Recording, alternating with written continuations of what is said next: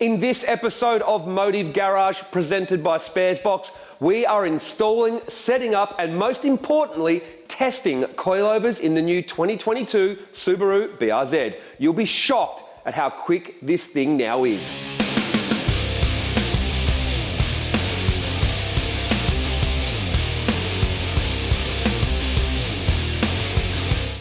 Now, many Toyota 86 and Subaru BRZ owners install coilovers for one reason: to wind them all the way down and slam it. Why? I don't know, camber, stance, all those sorts of things. And they don't really care if it handles better. And a quick search through YouTube proves that. So many videos of coilovers being installed don't actually prove that they work.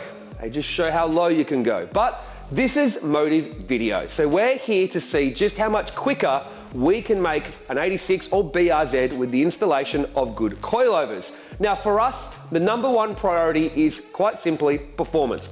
Can the car go quicker around a racetrack? But at the same time, we want to make sure the coilovers that we use also keep the car's drivability, so you can still use it as a daily driver if you like, and make sure the car isn't illegal. Being lower and looking better is simply a secondary side effect. But all in all, that's a very big ask for a coilover. So what are we going to do? Simple.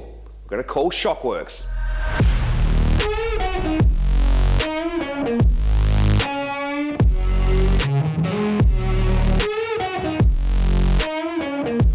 Now, we've had great experience and success with Shockworks. We had them in our Porsche 997, we've had them in our GR Yaris, in our XR6 Turbo Bazza, and recently our time attack car Jet 200.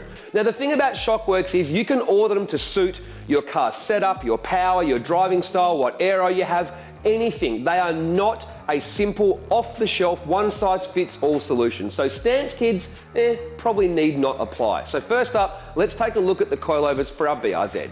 Shockworks coilovers are designed and tested in Australia using high-quality parts from Korea. They are 12-way adjustable with high-flow digressive monotube pistons and often are inverted monotube for more strength in the strut, which is great for McPherson strut setups. They are base height and spring preload adjustable and use CNC alloy top mounts, TIG welded bases with gussets, and are completely serviceable and customizable. Now the first step is for me to install the coilovers and get the heights roughly correct. Then we're going to send it off to DNA Autosport for corner weighting, final setup and wheel alignment, and then it's off to Luddenham Raceway to see if the car's quicker before we review what it's like to drive on the street. Now, all of this development is great for you guys to learn what to do to your 86 or BRZ, but one lucky viewer could benefit from all our hard work and win our Subaru BRZ once we're finished. That's right, LMCT Plus are going to be raffling off our BRZ at the end of development. Now,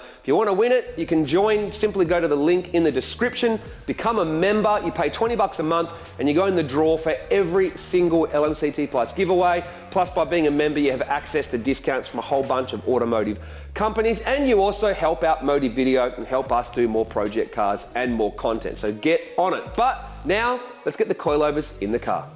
The first step is to measure the factory ride height. I like to measure in multiple spots for better consistency, as sometimes bodywork or subframes can be off left to right from factory. The factory suspension is pretty straightforward to remove. Make sure you remove the brake and ABS lines off the struts in the front. In the back, it is best to remove the inner bolt of the lower control arm and sway bar so the lower arm drops down out of the way. The trim in the boot is easy to remove to gain access to the top of the struts. We put the factory suspension and Shockworks side by side to enable us to get a rough guess at ride height before installing them. We only wanted to drop the car an inch or so to keep it legal ride height and not ruin the suspension geometry, as handling is our priority. The first time we lower the car down, we leave the sway bars off.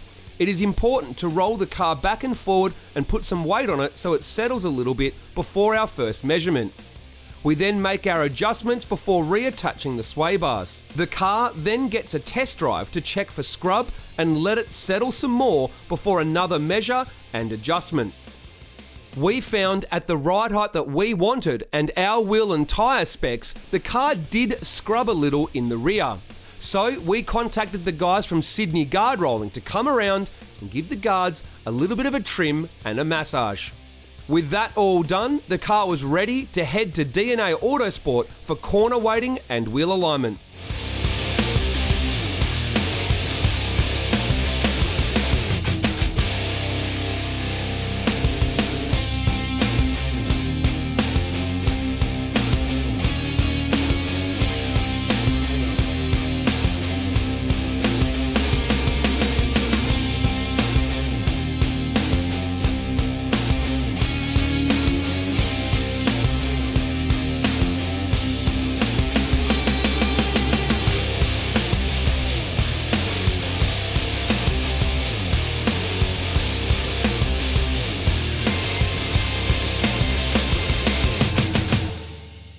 Typically, when it comes to a new car being released, we tend to rely on our knowledge of the previous model when it comes to setting them up for the first time. So this at least gives us an idea or puts a car in the window, and then from there we can fine tune according to the driver or what the new model actually likes. Luckily for us, there's not a massive difference between this model and, let's say, the previous 86s and BRZs.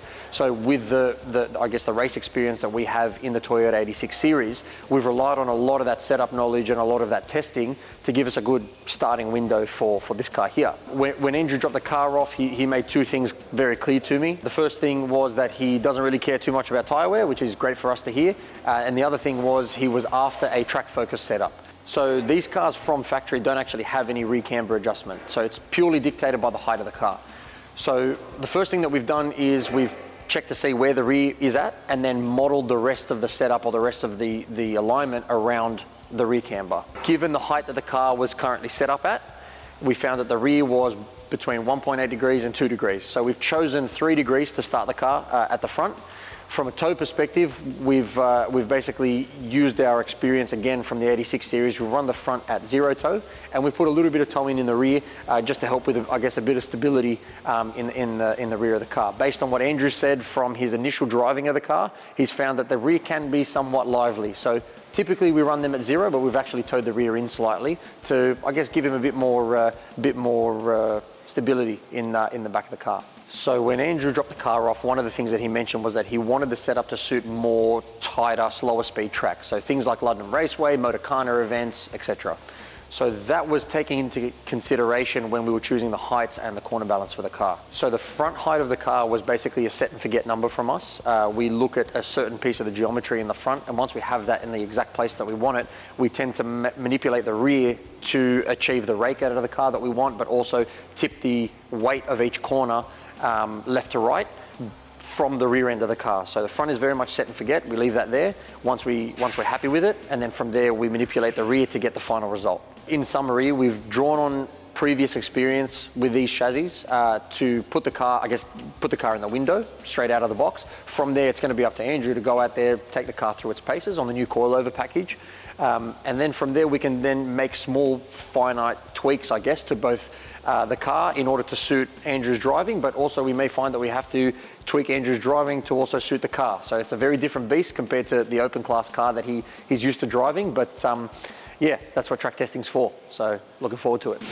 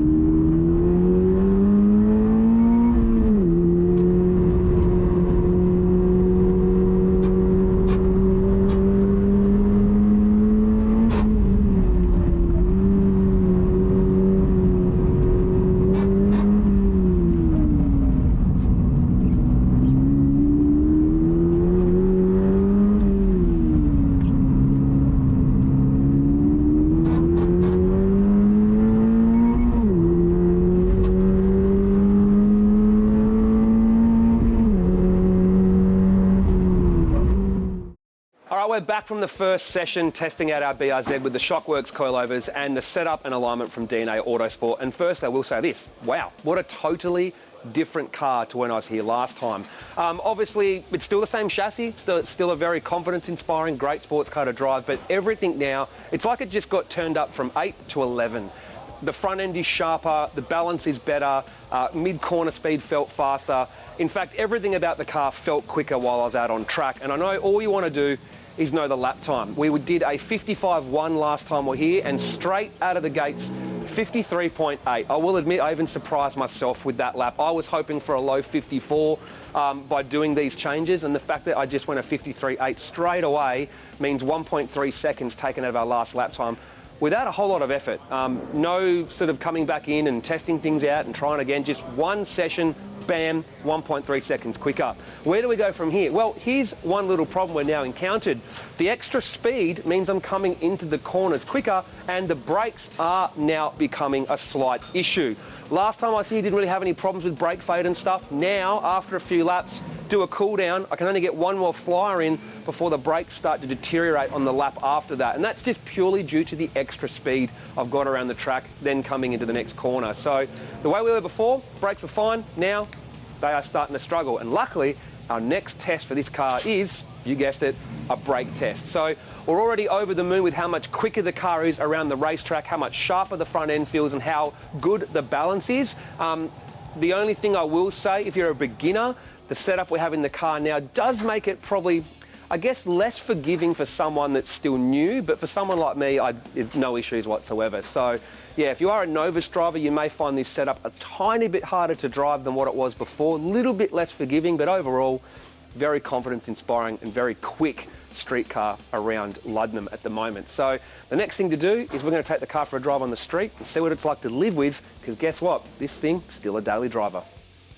So it's one thing to have a car that performs great at the racetrack, but we stipulated to Shockworks that we wanted a coilover that would enable this car to be quicker at the track, but still be able to be daily driven. That is a very big ask and requires a lot of work from Chris and the guys from Shockworks to get the valving and the spring rates correct for this BRZ. And I will say this straight away, they've done a fantastic job.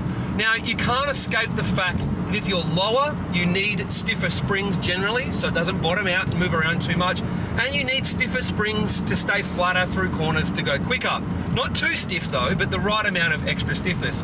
Now, if you're lower and you're stiffer, unfortunately, no matter what you do, the car is going to feel, well, a little bit stiffer to drive. Now, this thing does feel firmer than the factory car, but not so firm that it's annoying or a discomfort in any way. Most people riding in this car would probably not even tell that it has coilovers in it, other than looking at it to see that it's lower. Luddenham is relatively bumpy and quite tight, so how good this car is at Luddenham directly translates into how good it is on a back road. It's able to absorb the bumps mid-corner, so mid-corner it doesn't really get unsettled. And honestly, man, this thing on the street, if you can find its limits, man, you're pushing way harder than you should be on a public road. So yeah, overall, the brief was a coilover where we can make the car quicker at the track, still be a daily driver suitable car, which it is, because I'm going to go pick my daughter up from school now on the way home. And lastly, we need to be able to lower it and make it look a little bit nicer. So this coilover has done exactly what we asked it to do. And the best thing is we didn't have to go and spend $6,000, $7,000, $8,000 on some high-end exotic coilover. The guys from Shockworks have gotten so good now with these things that, yeah, you're able to have, I guess, the middle ground in terms of price, but still the top end in terms of performance. Because, yeah, this thing going 1.3 seconds quicker straight away with me behind the wheel is incredible. All in all, the car is so good out of the box with this coilover and the setup from DNA Autosport that I don't really know where to go with the car next from a suspension department. So, you know what? Let's throw the keys to Josh Buchan at Luddenham and see what he thinks of the BRZ and if we can make this thing any quicker. Let's go.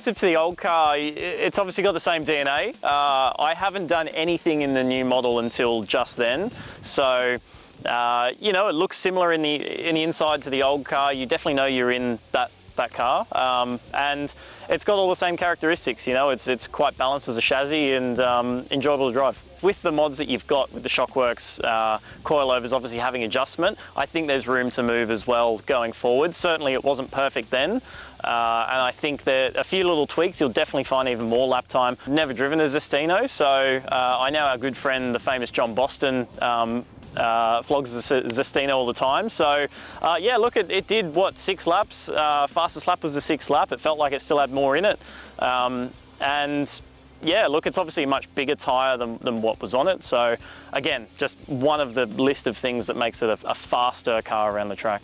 Yeah, look, obviously a little bit of horsepower would help just from A to B. I think, as I mentioned, just in the shock, a little bit of tuning just to get the balance right, particularly coming out of corners and around here, the bumps that it needs to ride. A little bit of rubbing as well, which, you know, you can fix that going forward. But yeah, just minor shock changes and, you know, maybe some alignment further forward with DNA. Well, there you have it. A good set of coilovers can improve the Subaru BRZ or 86. I thought that the factory suspension was pretty good and the car was pretty quick out of the box with just tyres on it, but I was blown away at the time it was able to do with the coilovers in it set up correctly. And obviously what a pro driver could do was just, that was ridiculous. We still don't even think that a previous generation 86 or BRZ has gone that quick, even highly modified in naturally aspirated form. So we're looking forward to what it can do as we increase power and do even more development with the car. What's our goal now? Man, my goal was 53s naturally aspirated, to be honest. So we're in the 52s already with a pro driver. If I can get in the 52s naturally aspirated and the car can do a low 52 NA, I'll be beyond happy. So it's looking pretty good for the development of the BRZ. Now, could we lower it and make it look better in the eyes of some people out there? Of course we could, but right now the car is faster, it's still daily drivable, it's still legal as it's over the legal ride height of 100 millimeters, and it's still usable. Susie can still drive it, we can still take the kids to school in it, so we haven't ruined a perfectly good car's drivability. So, as far as I'm concerned, great success. I mean, no, I'm not going to do that. Don't forget to subscribe and join LMCT and you could win the car. So, see you next time.